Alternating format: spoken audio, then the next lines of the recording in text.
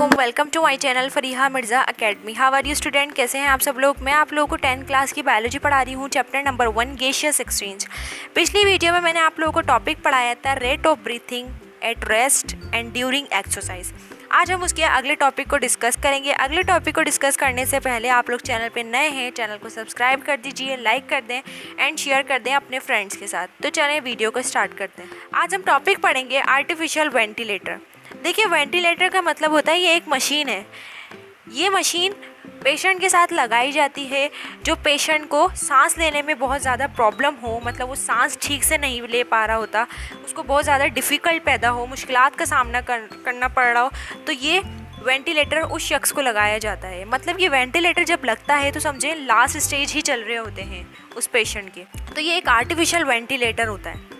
A machine that work like lungs. देखिए, ये एक मशीन होती है जो वर्क कर रही होती है, काम कर रही होती है एक लंग्स की तरह।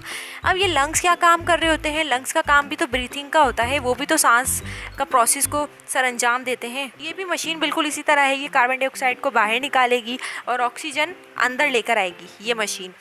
When patient naturally breathing become difficult, ये उन पेशेंट्स को लगाई जाती है जो कुदरती सांस जो होता है वो लेने में उनको बहुत ज़्यादा मुश्किलात का सामना करना पड़ रहा हो, तो उन पेशेंट को ये मशीन लगाई जाती है। Through this machine the oxygen rich air is directly supplied to the trachea through a tube inserted the mouth up to the wind pipe. कि ये एक ऐसी मशीन होती है, इस मशीन के अंदर बहुत ज़्यादा ऑक्सीजन होगी, बहुत ज़्यादा ऑक्सीजन होगी और ये ऑक्सीजन डायरेक्टली सप्लाई की जाएगी ट्रेकिया के पास, डायरेक्टली ट्रेकिया के पास जाएगी और वहाँ से एक ट्यूब है जो माउथ से जाके जुड़ेगी, माउथ से फिर वाइंड पाइप पे चली जाएगी, फिर वाइंड पाइप से हवा आना स्टार्ट होगी। अब देखिए, डायग्राम पे फोकस करें तो ये है वेंटिलेटर मशीन, जिसे मैकेनिकल वेंटिलेटर कह रहे हैं। अब ये जो वेंटिलेटर है ये मरीज़ को लगाई जाती है वेंटिलेटर मशीन, ताकि ये इसके थ्रू अपने ऑक्सीजन को हासिल करे, ऑक्सीजन इसी के थ्रू ले। मतलब ये एटमॉस्फेयर से अपने ऑक्सीजन को हासिल नहीं करेगा, इसी मशीन के थ्रू ऑक्सीजन को हासिल करेगा। Endotracheal tube, endo mean inside, tracheal मतलब ट्रेकिया। ये एक ऐसी ट्यूब होती है जो माउथ से वाइंड पाइप की तरफ जाए। देखिए, ये इसका माउथ है, ये वाइंड पाइप की तरफ इसका ट्यूब जारी है, तो ये एक ऐसी ट्यूब होती है। अब देखिए, इस मशीन के साथ दो पाइप जुड़े हुए हैं। एयरों के साथ आप लोगों को दिख रहा होगा, एक एयर आ रही है और एक एयर जा रही है।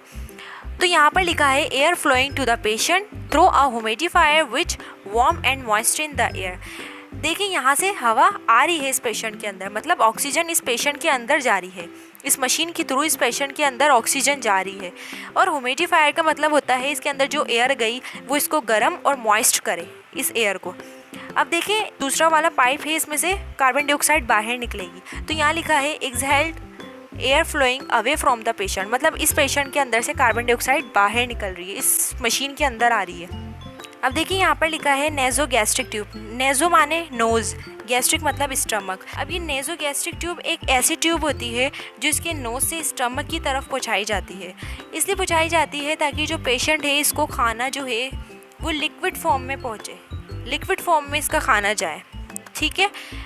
अब देखिए, जो वेंटिलेटर में जो पेशेंट होता है वो खाना सही से नहीं निगल पाता, इस वजह से इसका जो ट्यूब लगाई जाती है ताकि इसका जो फूड है वो लिक्विड फॉर्म में इसको इस तक पहुंचाया जाए। स्टूडेंट्स, यहाँ तक टॉपिक हुआ हमारा कंप्लीट। आई होप आप लोगों को समझ आया होगा। अब हम नेक्स्ट वीडियो में मिलेंगे। नेक्स्ट वीडियो में हम अगले टॉपिक को डिस्कस करेंगे। जब तक के लिए अल्लाह हाफिज़, दुआओं में याद रखिएगा। जज़ाकल्लाह।